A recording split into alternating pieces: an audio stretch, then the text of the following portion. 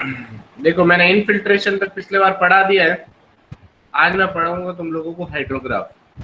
Hydrograph as in hydrology का बहुत important topic है, ठीक है ना। रिस्पॉन्स देते रहना, नहीं तो समझ में नहीं आया तो मुझे पता भी नहीं चलेगा और मैं आगे फॉरवर्ड हो जाऊंगा, इसलिए कह रहा हूँ। बहुत इंपॉर्टेंट टॉपिक है, तो ध्यान से एक बार पढ़ना, ठीक है ना। और बाकी की रिकॉर्डिंग है तो मैं थोड़े टाइम में मैं अपलोड कर ही दूंगा, ठीक है ना। हाइड्रोलॉजी, ठीक है ना। अब देखो हाइड्रोग्राफ, हाइड्रोग्राफ क्या होता है? It is a graph showing the rate of flow versus the time pass a specific point in a river और अदर चैनल और कंड्यूट कैरिंग। मतलब देखो हाइड्रोग्राफ क्या होता है, बारिश को शो करता है, किसके किसके बीच में होता है? डिस्चार्ज और टाइम के बीच में ये ग्राफ बनता है, या रन ऑफ या टाइम के बीच में ये ग्राफ बनता है, ये ध्यान रखना हमेशा, ठीक है ना। रन ऑफ और डिस्चार्ज एक ही चीज होती है, दिमाग में डाल देना, पहली बात तो ये। रन ऑफ जो जमीनों में फ्लो होता है वो होता है, और डिस्चार्ज वो होता है जो नदियों में होता है, ठीक है ना। तो दोनों चीजें करीब करीब एक ही है, तो ये चीजें ध्यान रखना। It is also called as a graph showing the volume of water reaching at a particular outfall. मतलब ये वाला ये ग्राफ ये शो करता है कि एंडिंग में जाके वो पानी कहाँ पर कितना पहुंचा, ठीक है ना। हाइड्रोग्राफ ये चीजें शो करता है, पहले सबसे पहली बात तो ये है। हाइड्रोग्राफ पता चल गया किसके बीच में ग्राफ होता है? डिस्चार्ज और टाइम के बीच में ग्राफ होता है। आवाज क्लियर है?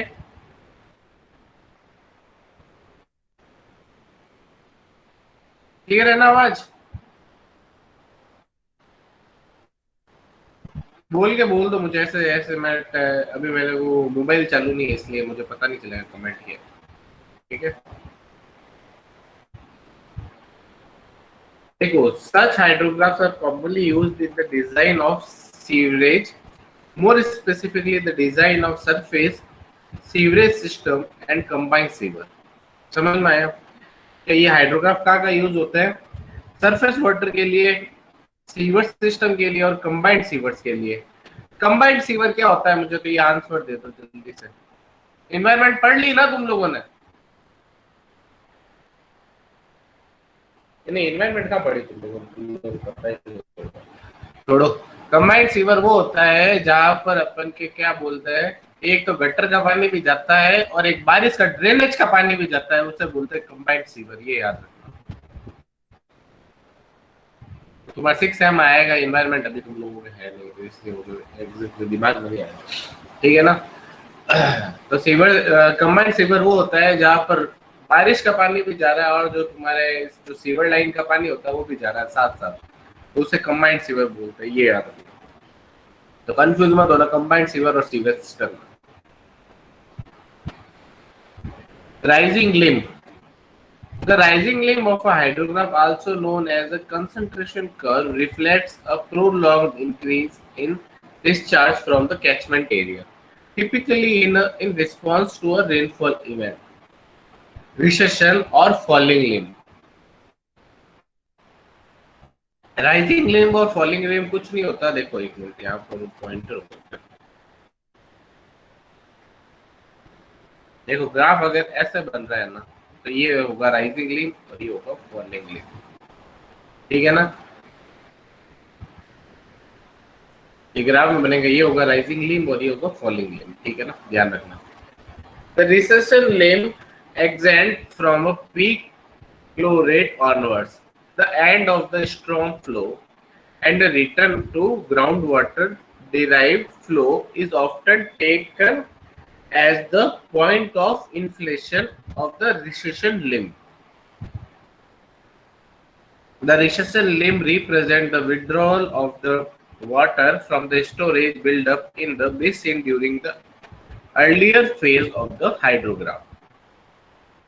पीक डिस्चार्ज, पीक डिस्चार्ज क्या होता है बता दो? पीक डिस्चार्ज होता है जब अपना डिस्चार्ज सबसे हाईएस्ट पॉइंट पे हो, मतलब सबसे ज्यादा डिस्चार्ज जब हो रहा हो, मतलब जब सबसे तेज बारिश हो रही हो, उसे पीक डिस्चार्ज बोलोगे।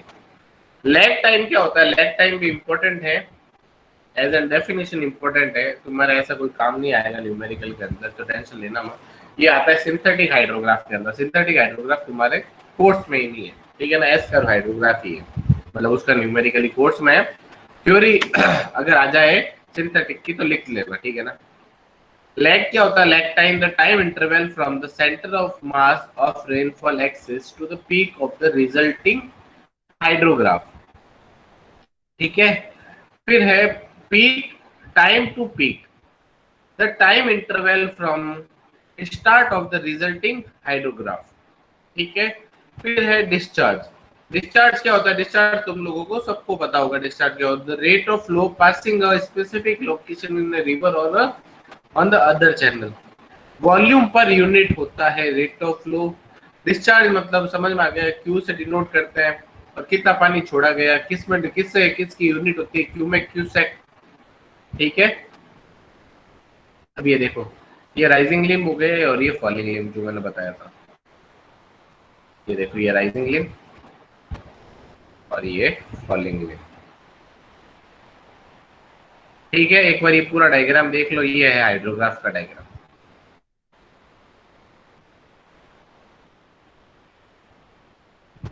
ये होता है लेग। ये देखो पीक रेनफॉल यहाँ पर आई, इन दोनों के बीच में जो ये वाला ग्राफ है, इन दोनों के बीच में जो ये टाइम है इसे बोलोगे लैग टाइम, मतलब पीक डिस्चार्ज और पीक रेनफॉल के बीच का जो टाइम पीरियड है उसे बोलोगे लैग टाइम। ये है स्ट्रॉम रन ऑफ, ये है अप्रोच सेगमेंट, इतना ये वाला काम का नहीं था, ठीक है ना। ये नॉर्मल फ्लो, जब नॉर्मल फ्लो चल रहा है, जब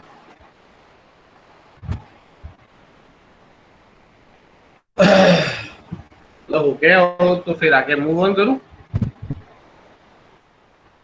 फिर है यूनिट हाइड्रोग्राफ। देखो सबसे इंपॉर्टेंट टॉपिक है तुम्हारे यूनिट हाइड्रोग्राफ। यूनिट हाइड्रोग्राफ के अंदर न्यूमेरिकल्स आता है, टेबुलर फॉर्म के न्यूमेरिकल है। अगर न्यूमेरिकल आता है तो न्यूमेरिकल केवल 10 मिनट का न्यूमेरिकल है, ये याद रखना। 10 मिनट के अंदर तुम्हारे करीब करीब 15 नंबर का भी न्यूमेरिकल आ सकता है और 10 नंबर का भी न्यूमेरिकल आ सकता है इसके अंदर, ये ध्यान रखना है इसके अंदर, ठीक है ना। टोटल तुम्हारे 20 50 30 60, ठीक है, बीच वाले क्वेश्चन होंगे 10-10 नंबर के, ठीक है ना। उसके अंदर भी न्यूमेरिकल आ सकता है और ये 15 नंबर के अंदर भी न्यूमेरिकल आ सकता है। और मतलब अगर समझ में आ गया ना तो बिल्कुल फालतू के नंबर है, ठीक है ना, पास हो सकते हो आराम से मजे से, ठीक है ना। Hydrograph usually consist of a fairly regular lower portion then changes slowly throughout the year and a rapidly fluctuating component that represent the intermediate response to the rainfall. The lower and slower changing portion is termed base flow. The rapidly fluctuating component is called the direct runoff.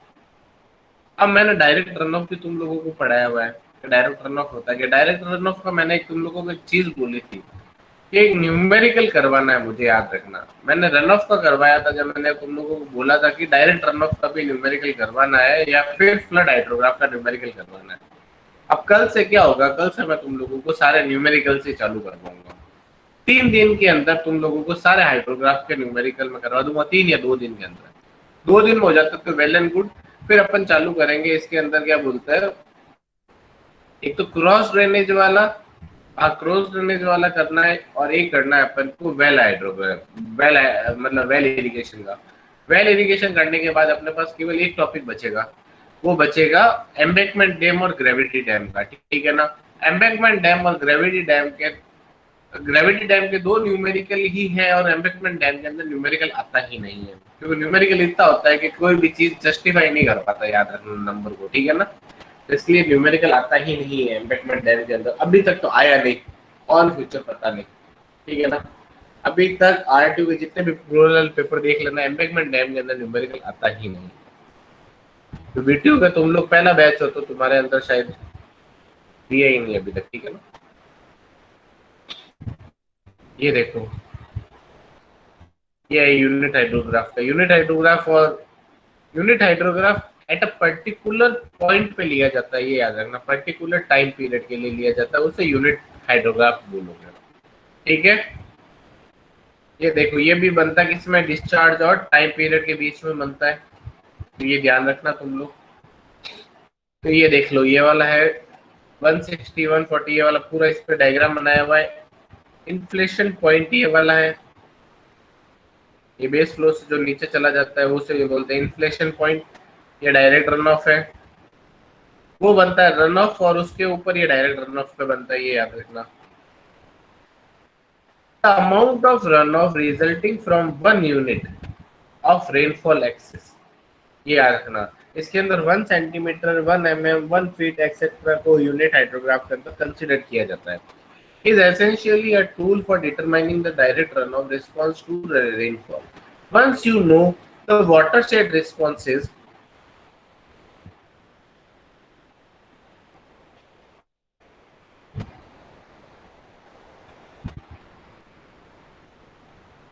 Okay बंद तो नहीं होगा भाई, ठीक है। is essentially for determining the direct runoff response to the rainfall. Once you know watershed responses to one storm, you can predict what its response for another will look like. ठीक है। अब इसके अंदर केवल बेसिक एजम्पशंस है जो तुम लोगों को ध्यान रखना है। न्यूमेरिकल पोर्शन मैं कल करवाऊंगा, तो अब मैं थोड़ा इसके बारे में केवल बेसिक एजम्पशन बता देता हूँ, फिर अपन इसके बारे में डिस्कस करेंगे, ठीक है ना। The effective rainfall is uniformly distributed within its duration. The effective rainfall is uniformly distributed over the whole drainage basin. The base duration of direct runoff hydrograph due to effective rainfall of unit duration is constant. The ordinate of direct runoff hydrograph are directly proportional to the total amount of DR of each hydrograph. For a given basin, the for a given basin, the runoff hydrograph due to a period due to a given period of rainfall reflects all the combined physical characteristics of basin time invariant. ये ध्यान रखना, इन सबके basic assumption से unit hydrograph के। अब unit hydrograph में numerical किस type के आते हैं, ठीक है ना। यहाँ तक कि इसकी थ्योरी थी, थ्योरी अपन के एक बार पढ़ के चले जाना, तो डायरेक्ट कभी कभार थ्योरी भी पूछी जाती है, पर याद रखना यूनिट हाइड्रोग्राफ आएगा तो डेफिनेशन आएगी या तो फिर न्यूमेरिकल ही आएगा। थ्योरी व्योरी बहुत रेयर है कि पूछी जाती है, याद रखना। बाकी रन ऑफ के अंदर पूछा जा सकता है थ्योरी, इनफिल्ट्रेशन के अंदर पूछी जा सकती है थ्योरी, तो ये चीजें ध्यान रखना। टॉपिक के हिसाब से एक बार थ्योरी पढ़ लेना, ठीक है ना। और थ्योरी के लिए मैंने तुम लोगों को नोट दोनों प्रोवाइड करवाए हुए, मैंने याद रखना तुम्हारे पास शायद होंगे नहीं, मैंने उसके अंदर भी नोट्स प्रोवाइड करवाए थे हाइड्रोग्राफ मतलब हाइड्रोलॉजी के अपने हाइड्रोलिक्स के अंदर, ये याद रखना, ठीक है ना। अब अपन थोड़ा सा इसके बारे में डिस्कस करते हैं कि ये इसके अंदर न्यूमेरिकल किस टाइप का है, ठीक है।